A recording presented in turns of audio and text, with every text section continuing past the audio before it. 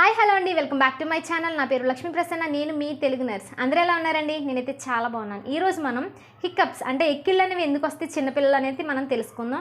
And వీడియోలోకి వెళ్ళబోయే ముందు నాదొక చిన్న రిక్వెస్ట్ అండి.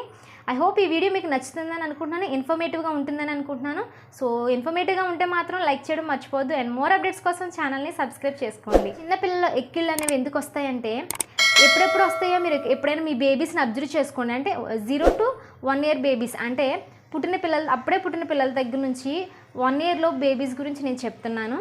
ఏంటంటే అప్పుడే ఫీడింగ్ తీసుకున్నప్పుడు కొంచెం ఆడతారు కదా, ఆడినప్పుడు హికప్స్ అనేవి వస్తాయి. అండ్ ఎక్కువగా బేబీస్ లాఫింగ్ అంటే నవ్వినప్పుడు హికప్స్ అనేవి వస్తాయి, ఏడ్చినప్పుడు హికప్స్ అనేవి వస్తాయి అనమాట. సో ఈ 3 కండిషన్లో హికప్స్ అనేవి వస్తాయి అనమాట. ఎందుకంటే మనం బేబీస్ ఎక్కువగా యాంగ్జైటీ అయినా ఎక్కువగా బాగా ఆడుకోవడానికి ట్రై చేసినా మనతో హికప్స్ వస్తాయి. అప్పుడే ఫీడింగ్ ఇచ్చి పడుకోబెడతాం, హికప్స్ వస్తాయి అనమాట. రీజన్ ఏంటంటే, బేబీస్ ఫుల్గా బొజ్జనంటే చక్కగా మిల్క్ తీసుకున్నప్పుడు ఏమవుతుందంటే, పొట్ట ఖాళీ లేకుండా తీసుకోవడం వలన, ఆ టైంలో నవ్వడం వలన హికప్స్ అనేవి వస్తాయి అనమాట. ఎందుకు వస్తాయంటే ఈ ఎక్కిళ్ళు అనేవి, లోపల మనం శ్వాస తీసుకుని వదిలేటప్పుడు అంటే ఏమవుతుందంటే, లోపల మనకి డయాఫ్రమ్ అని అంటే ఆర్గన్ అనమాట, ఒక పార్ట్, మన బాడీలో ఒక పార్ట్ అనమాట. ఆ డయాఫ్రమ్ అనేది చాలా సెన్సిటివ్గా ఉంటుందన్నమాట. అది మనకి శ్వాస తీసుకుని వదలడంలో ఊపిరితిత్తులతో పాటు అంటే లంగ్స్తో పాటు ఇది కూడా మనకి యూజ్ అవుతుంది. బేబీస్ ఎక్కువగా నవ్వి అట్లాగే ఫీడింగ్ తీసుకున్నప్పుడు ఎక్కువ యాంగ్జైటీ అయినప్పుడు ఏమవుతుందంటే, ఆ డయాఫ్రమ్ అనేది కంట్రాక్షన్స్ రిలాక్సేషన్ అంటే ముడుచుకోవడం అలాగే ఇలా విచ్చుకోవడం అనేది చేస్తుంది అనమాట. అలా ఎక్కువ యాంగ్జైటీ అయినప్పుడు, ఎక్కువగా నవ్వినప్పుడు ఏమవుతుందంటే, సడన్గా ఆ డయాఫ్రమ్ అనేది ఇలా కంట్రాక్షన్ అయిపోతుంది. అలా అయినప్పుడు మనం ఎయిర్ తీసుకుని ఇలా వదులుతాం కదా, అలా వదిలినప్పుడు గాలి తీసుకున్నప్పుడు ఏమవుతుందంటే, సడన్గా ఎయిర్ అనేది లంగ్స్లోకి వెళ్ళిపోతుంది అనమాట. అలా లంగ్స్లోకి వెళ్ళిపోయినప్పుడు ఏమవుతుందంటే, ఆ ఎయిర్ బయటికి రాలేక, లోపల ఉండలేక, ఈ డయాఫ్రమ్ అనేది ఇలా ముడిచిపోయింది కదా, మళ్ళీ కంట్రాక్షన్స్ రిలాక్సేషన్ ఇలా అయినప్పుడు ఈ ఎయిర్ అనేది లోపల ఉండిపోవడం వలన ఈ డయాఫ్రమ్ ఎయిర్ని బయటికి పుష్ చేసే యొక్క ప్రక్రియలో ఏమవుతుందంటే, మన స్వరపేటికలో హిక్ అనే ఒక సౌండ్ వస్తుందన్నమాట. ఆ హిక్నే మనం హికప్స్ అని అలాగే ఎక్కిళ్ళు అని కూడా అంటాం అనమాట.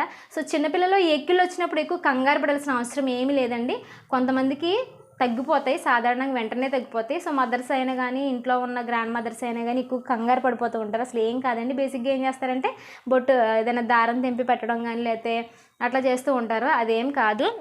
ఏంటంటే కొంతసేపు ఫీడింగ్ ఇవ్వడానికి ట్రై చేయండి. ఫీడింగ్ తీసుకుంటే కనుక వెంటనే భుజం మీద వేసుకుని మీ బఫింగ్ చేయండి. బఫింగ్ చేస్తే వెంటనే హికప్స్ అనేవి తగ్గిపోతాయి. అండ్ నెక్స్ట్ వన్ వచ్చేసరికి, అప్పుడే ఫీడింగ్ తీసుకుని హికప్స్ వస్తే కొంతమంది బేబీస్ ఫీడింగ్ అనేది తీసుకోరు. అలాంటప్పుడు ఏం చేస్తారంటే, ఎత్తుకుని కొంతసేపు బఫింగ్ చేయండి, హికప్స్ అనేవి తగ్గిపోతాయి.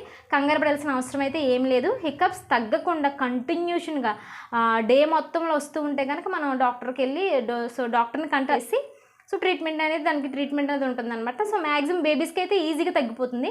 ఫీడింగ్ ఇచ్చినప్పుడు లోపలికి ఎయిర్ అంటే గాలి వెళ్ళకుండా అనేది చూసుకోవాలి. ఆ గాలి వెళ్ళడం వలన కూడా హికప్స్ వచ్చే ఛాన్సెస్ అనేవి ఎక్కువగా ఉంటాయి. అలాగే పెద్దవాళ్ళు అయితే ఏమవుతుందంటే, వాళ్ళు ఎక్కువగా ఫుడ్ అనేది ఎక్కువగా తీసుకోవడం అండ్ వాటర్ అనేది ఎక్కువ తాగడం అండ్ ఆల్కహాల్ తీసుకున్నప్పుడు అలాంటి టైంలో ఏమవుతుందంటే ఎక్కిళ్ళు అనేవి స్టార్ట్ అవుతాయి. ఎక్కిళ్ళు అనేవి స్టార్ట్ అయినప్పుడు ఏమవుతుంది, సేమ్ ఇదే ప్రాసెస్ అండి. పెద్దవాళ్ళలో కూడా ఆ డయాఫ్రమ్ అనేది వెంటనే క్లోజ్ అవ్వడం వల్ల, కంట్రాక్షన్ అవ్వడం వల్ల ఏమవుతుందంటే, మధ్యలో మనం తీసుకున్న ఎయిర్ అనేది సడన్గా లంగ్స్లోకి ఎంటర్ అయిపోయి ఈ బయటకు వచ్చే ప్రాసెస్లో ఏమవుతుందంటే, హిక్ అనేది శబ్దం రావడం వల్ల హికప్స్ అనేవి స్టార్ట్ అవుతాయి అనమాట. పెద్దవాళ్ళలో కూడా సేమ్ ప్రాసెస్ అండి.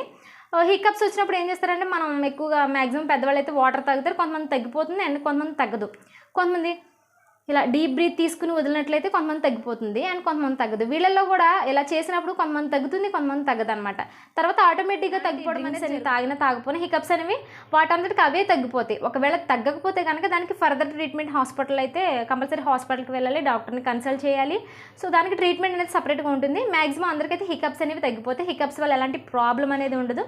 బట్ ఇది డైవర్షనల్ థెరపీ వలన కూడా హికప్స్ అనేవి తగ్గుతాయి. ఎందుకు డైవర్షనల్ వలన అని చెప్తున్నానంటే, మీరు ఎప్పుడైనా హికప్స్ వచ్చినప్పుడు పెద్దవాళ్ళు ఏమంటారంటే, మీకు ఎక్కడైనా దొంగతనం చేసావా అని అడుగుతారు. ఎందుకు అంటే, మన బ్రెయిన్ అనేది డైవర్ట్ అవుతే కంపల్సరీ ఇది బ్రెయిన్కి కూడా సంబంధించింది, మన ఆలోచనకు కూడా సంబంధించింది అనమాట. మనం డైవర్ట్ అయినప్పుడు కూడా హికప్స్ ఏమంటేనే సడన్గా తగ్గిపోతాయి అనమాట. సో ఇదండి hiccup story. So I hope ఈ ఇన్ఫర్మేషన్ మీకు నచ్చిందని అనుకుంటున్నాను. నెక్స్ట్ వీడియోలో మళ్ళీ కలుసుకుందాం. Until then bye by.